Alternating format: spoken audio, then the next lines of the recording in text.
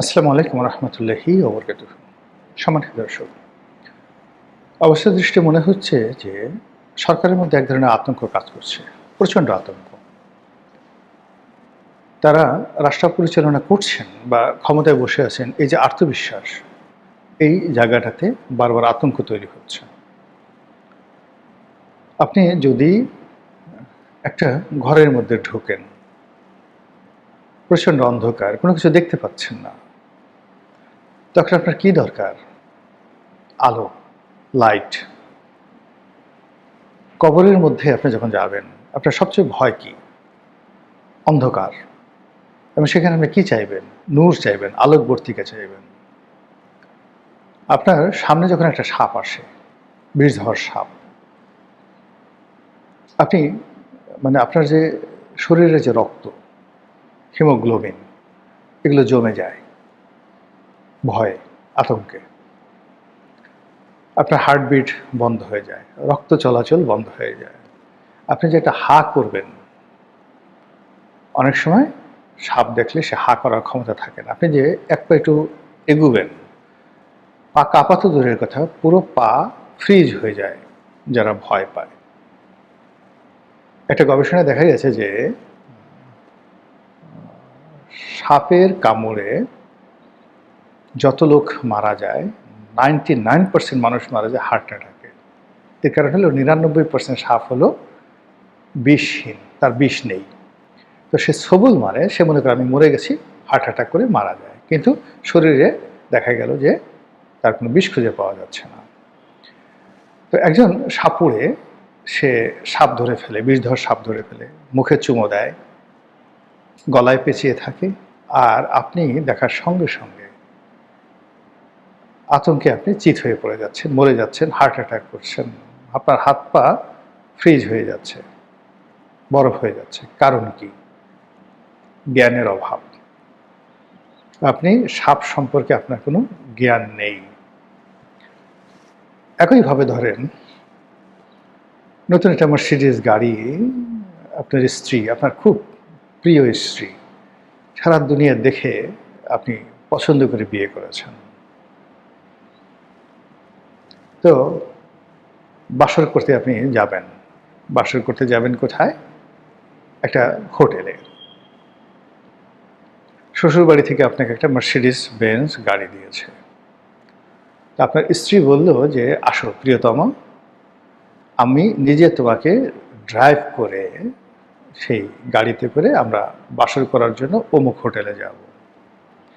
তুমি কোনো টেনশন করো না, আমি আসলে গাড়ি চালাতে পারি না, কিন্তু কখনো চালাই নাই, কিন্তু তুমি আমাকে দোয়া করো। তোমার দোয়া থাকলে আমি ভুল করব না। আমি দেখেছি ড্রাইভাররা পাশে বসে দেখেছি কিভাবে চালায়, কিন্তু আমি কখনো স্টিয়ারিং ধরিনি। তো তুমি আমার পাশে, আজকে আমাদের বাসর রাত, এবং তুমি আমার প্রিয়তম, তুমি একজন কামেল মানুষ, অলি আল্লাহ মানুষ, আমার জন্য একটু দোয়া করো। আমার সারা জীবনে একটা প্রতিজ্ঞা ছিল যে বিয়ের পর নিজের হাতে গাড়ি চালিয়ে, এবং আমি কোনো রকম প্র্যাকটিস ছাড়া গাড়ি চালিয়ে সফলভাবে আমি আমার মাকামে গিয়ে পৌঁছবো। এরকম যদি অফার আপনার স্ত্রী দেয়, আপনি কি করবেন? বা ধরুন আপনি যদি নারী হন, ঠিক একই ঘটনা আপনার স্বামীর ক্ষেত্রে ঘটলো, স্বামী আপনাকে এরকম একটা অফার দিল, আপনি যখন কি করবেন? একটা দৌড় দিবেন, বললেন পাগল হয়ে গেছে এই মহিলা বা এই পুরুষ। তো এই যে যে কাহিনীগুলো বললাম, রাষ্ট্র পরিচালনা, আপনার যে কোনো একটা বিষধর সাপ, বা এই যে গাড়ি চালনা থেকে শুরু করে অন্য যা কিছু আছে, তার সাথে অতীব অতীব কঠিনতর একটা বিষয়। যারা এখানে বসেছেন, এখানে আবেগ দিয়ে, নাটক দিয়ে কোনো জিনিস হবে না। এখানে পর্যাপ্ত জ্ঞান লাগবে, লেখাপড়া লাগবে, অভিজ্ঞতা লাগবে, বন্ধু লাগবে, বান্ধব লাগবে, সাহায্যকারী শক্তি লাগবে, দেশি বিদেশি সহযোগিতা লাগবে, পরিবেশ লাগবে, অনুকূল পরিস্থিতি লাগবে, আরও কত কিছু, জনগণের প্রত্যেকটা মানুষের সহযোগিতা লাগবে। 18 কোটি মানুষের মধ্যে ধরুন 4 থেকে 5 জন মানুষ, ফরহাদ মাজারের মতো 4 থেকে 5 জন মানুষ খালি কয়দিন পর পর এক একটা করে গুলি ছেড়ে দেবে।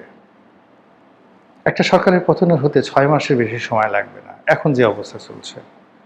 মাহমুদুর রহমান আমার দেশের সম্পাদক, জাস্ট এক সপ্তাহ পর পর একটা করে ফটো কার্ড দিয়ে দিবে। সরকারের কোথাও যেতে হবে না, কিচ্ছু করতে হবে না, এমনি আপন ভারে নুয়ে পড়বে। প্রথম আলো প্রতি সপ্তাহে একটা একটা করে ফটো কার্ড দিয়ে দেবে, কালের কণ্ঠে একটা করে ফটো কার্ড দিয়ে দেবে, আর কিচ্ছু করা লাগবে না, কিচ্ছু করতে হবে না। এতেই বুঝতে পারেন যে ব্যাপার। তাহলে এই যে গণতন্ত্র, সেই গণতন্ত্রে আপনাকে প্রথম আলো লাগবে, মাহমুদুর রহমান লাগবে, কালের কণ্ঠ লাগবে, বসুন্ধরা লাগবে, গোলাম মোল্লা রনি লাগবে, মাহমুদ ওই যে যাকে বলে ফরহাদ মাজেহার লাগবে, যাদের মুখ আছে আর কলম আছে প্রত্যেকটা লোককে লাগবে। এবং একই সঙ্গে সরকারের সাথে যারা জড়িত আছে, একটা পিয়ন থেকে শুরু করে একেবারে প্রধানমন্ত্রী কার্যালয়ের যিনি চিফ সেক্রেটারি, তার যে কোনো একটা কর্ম, যে কোনো একটা কথা, যে কোনো একটা লেখা মুহূর্তের মধ্যে টেকনাফ থেকে তেঁতুলিয়াতে বারুদের মতো আগুন ছড়িয়ে দিতে পারে। এটা হলো রাজনীতি। তো সেই রাজনীতি গোখরা সাপ বা অন্য যে কোনো ভয়ঙ্কর প্রাণীর চেয়ে কোনো অংশে কম নয়। তো যেটা বলছিলাম, এই কারণে সরকার যারা বসছেন, জনাব তারেক রহমান, তিনি বাংলাদেশে এসছেন 17 বছর পর।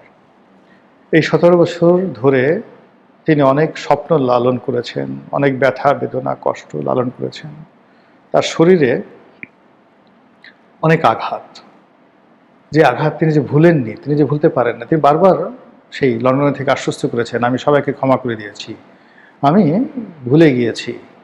এমনকি তিনি একজন সামরিক কর্মকর্তার কাছে মাপ পর্যন্ত চেয়েছেন নির্বাচনের আগে, উদারতা দেখাতে, যে আমি খুব উদার।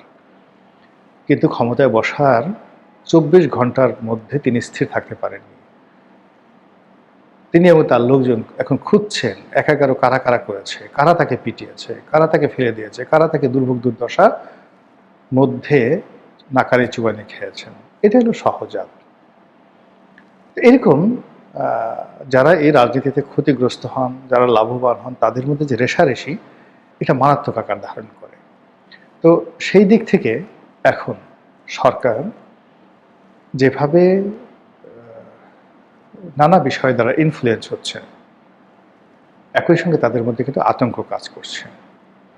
আতঙ্ক কাজ করছে আবার আওয়ামী লীগ ফিরে আসবে, আতঙ্ক কাজ করছে শেখ হাসিনা ফিরে আসবে, আতঙ্ক কাজ করছে সেই শেখ পরিবার ফিরে আসবে, আতঙ্ক কাজ করছে ভারত শেষ পর্যন্ত তাদেরকে সমর্থন দেবে না, আতঙ্ক কাজ করছে আমেরিকা হয়তো আবার সেই খেলতে পারে, আবার সেই ডিপ স্টেট পলিসি চালু করতে পারে, আবার তারা জামাতকে এনসিপিকে বেছে নিতে পারে, আবার ডক্টর মোহাম্মদ ইউনূসের যে আওয়াজ সেটা হতে পারে।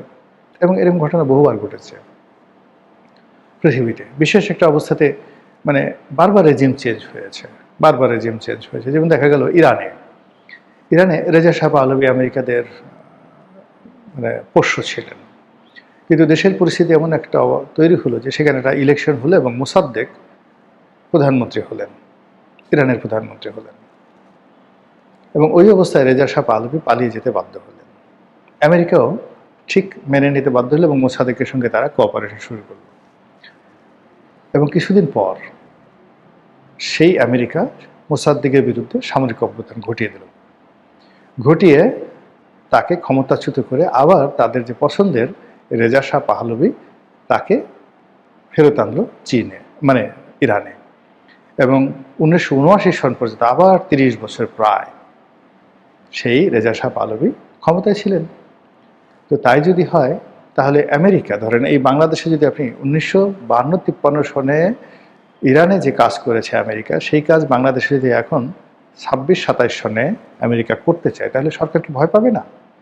এই ঘটনা তো বহুবার ঘটেছে। আফগানিস্তানে কি হামিদ কারজাইয়ের ক্ষেত্রে ঘটেনি? আশরাফ ঘানির ক্ষেত্রে ঘটনা ঘটেনি? বারবার এই ঘটনা ঘটেছে। তো আমেরিকা একবার যাকে ধরে তাকে সহজে ছাড়ে না। কাউকে ভালোবাসলে সহজে মানে তার প্রতি ভালোবাসা উঠায় নেয় না, আর কারোর প্রতি ঘৃণা করলে তাকেও সহজে ছাড়ে না। আপনি নরেন্দ্র মোদীর কথা চিন্তা করেন, কি খাতির! প্রথমত নরেন্দ্র মোদী সেখানে নিষিদ্ধ ছিল, তারপর ডোনাল্ড ট্রাম্প ক্ষমতা আসলো, নরেন্দ্র মোদীর সাথে বন্ধুত্ব হলো, কিন্তু সেই বন্ধুত্ব এখন ট্রাম্পের সাথে নেই। এমনকি যে জো বাইডেনের জমানায় জো বাইডেনের সাথেও কোনো সম্পর্ক তার ছিল না। তো এইরকম আমেরিকা একবার যখন ডক্টর মোহাম্মদ ইউনূসকে ভালোবেসেছে, এনসিপিকে ভালোবেসেছে, আমিরে জামাতকে ভালোবেসেছে। এই ভালোবাসা যে আবার নতুন করে জাগবে না। পুরনো প্রেমিক দেখলেই মানুষের মাথা খারাপ হয়ে যায়। ৮০ বছরের বুড়া, ৭৫ বছরের বুড়ি প্রেম করতো প্রাইমারি স্কুলে। প্রেম কি? গাছের পাতা নড়ে চড়ে তোমার কথা মনে পড়ে, তখন তো কোনো কিছু বুঝে না। ওই প্রেম সেই ৭৫ বছর বয়সে হঠাৎ করে দেখা হলো, দুজনই তখন মানে নাতি হয়ে গেছে, দাদি হয়ে গেছে। এবং এই দৃশ্য অতি সম্প্রতি একটা হিন্দি সিনেমাতে শাবানা আজমি আর ধর্মেন্দ্র অসাধারণভাবে ফুটিয়ে তুলেছেন। একসময় পাহাড়ে তাদের প্রেম ছিল, উভয় পাহাড়ে বেড়াতে গেছেন, সেখানে খুব অল্প সময় প্রেম ছিল, তারা একটা গান গেয়েছিল। এর মধ্যে ধর্মেন্দ্র পক্ষাঘাতগ্রস্ত হয়ে যায়, প্যারালাইজড হয়ে যায়, অনেক স্মৃতি ভুলে যায়। আর শাবানা আজমি বিয়ে হয়, ছেলে মেয়ে হয়, নাতি হয়, তাদেরকে নিয়ে ধর্মেন্দ্রকে দেখতে আসে। ধর্মেন্দ্র মনে করতে পারে না, সে তখন প্যারালাইজ। তখন শাবানা আজমি গান গায়। শাবানা আজমি গান গায়, আর সেই গান গাওয়ার পরে ধর্মেন্দ্র মনে পড়ে যায় এবং সে ওই যে হুইল চেয়ার থেকে উঠে দাঁড়ায়। এই হলো পুরনো প্রেম। রাজনীতিতে পুরনো প্রেম আরো ভয়ঙ্কর, আরো ভয়ঙ্কর। তো কাজেই যে প্রেম শেখ হাসিনার সঙ্গে মোদির আছে, যে প্রেম শেখ হাসিনার সঙ্গে দিল্লির আছে, জামাতের সঙ্গে যে প্রেম আমেরিকার গড়ে উঠেছে, চীনের সঙ্গে জামাতের যে প্রেম গড়ে উঠেছে, এটা নিয়ে আতঙ্কগ্রস্ত হওয়া ছাড়া বর্তমান সরকারের কোনো বিকল্প নেই। আর সে আতঙ্ক যখন মানুষ হয়, আতঙ্ক থেকে বাঁচার জন্য মানুষ সেই লক্ষিন্দরের সিন্দুক বানায়, বড় বড় বিল্ডিং বানায়, ভবন বানায়, এই জিনিসগুলো বানাতে থাকে। তো যার ফলে কি হলো, সরকারও সেই নিজেদেরকে এই ধরনের আতঙ্ক থেকে রক্ষা করার জন্য তারা একটার পর একটা, যাকে বলা হয়, সিদ্ধান্ত নিচ্ছে। আওয়ামী লীগকে নিষিদ্ধ করতে হবে, চিরতরে নিষিদ্ধ করতে